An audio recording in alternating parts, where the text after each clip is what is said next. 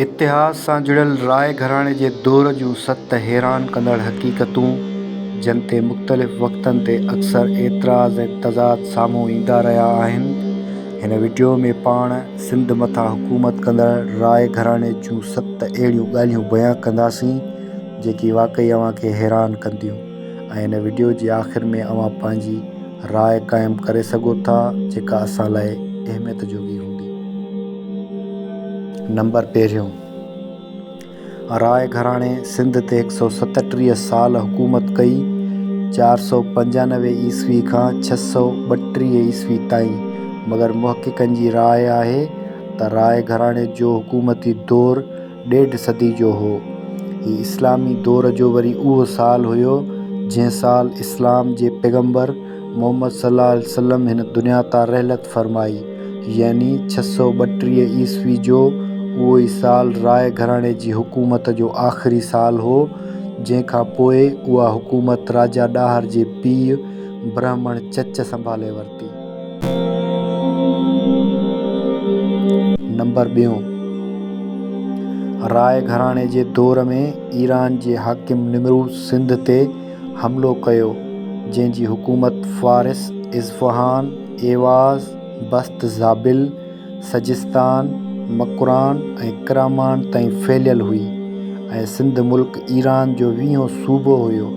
तंहिं वक़्तु सिंध मुल्क ईरान खे ॾनु यानी भतो ॾींदो हुयो। सिंध मथां सदियुनि खां ईरानी ॾमर जी अहिड़ी शाहिदी ऋग्वेद में बि मिले थी, जंहिंमें बयां थियल आहे त पारसी मूंखे पहाज औरत वांगुरु सताइनि था।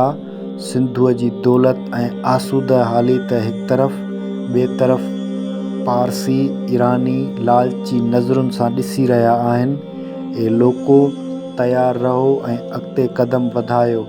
ऋग्वेद हिंदू धर्म जो मुक़दस किताबु आहे जेको सिंधूअ जे कप ते वेही लिखियो वेंदो हो। नंबर 3, जॾहिं ईरानी कारिंदे निमरूज़ करामान जे रस्ते खां पंहिंजे लश्कर सां सिंध मुल्क में वेढ़ जी नियत सां दाख़िल थियो, उन वक़्तु राजा सहरसत 4000 हाथियुनि समेत लखे माण्हुनि जो आला लश्कर वठी निमरूज़ जो मुक़ाबिलो कयो।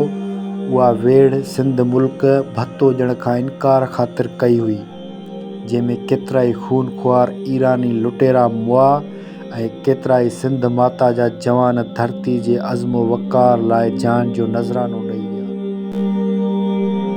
नंबर 4, सिंध जो ई राय घराणे वारो दौर सिंध लाइ हिकु सुनहरी दौर रहियो।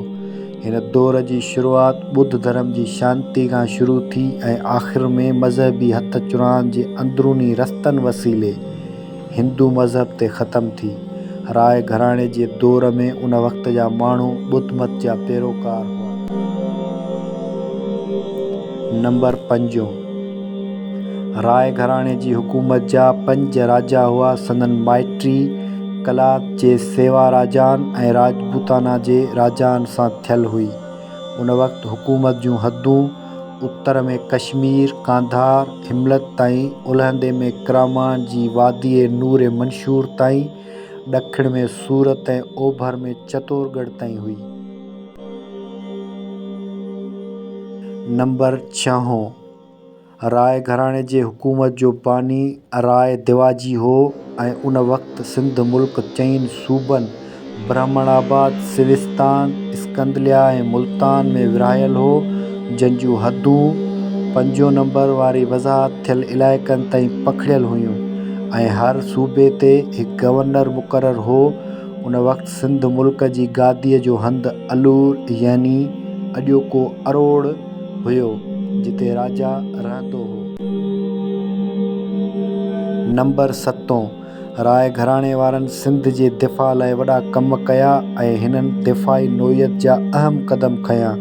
हिननि मुख़्तलिफ़ जंगजू क़बीलनि खे मुनज़्ज़िम कयो, केतिरनि क़िलनि जी मरमत कई ऐं मुतअद्दिद तइदाद में दिफ़ाई मर्कज़ ऐं कोट तामीर कया, जहिड़ोकि सिवाराय, माथेलो, अलूर, ब्राह्मणाबाद, सिविस्तान, लालूअलाए ऐं देबल। ब्राह्मणाबाद जो क़िलो बरे सग़ीर में मशहूरु हो।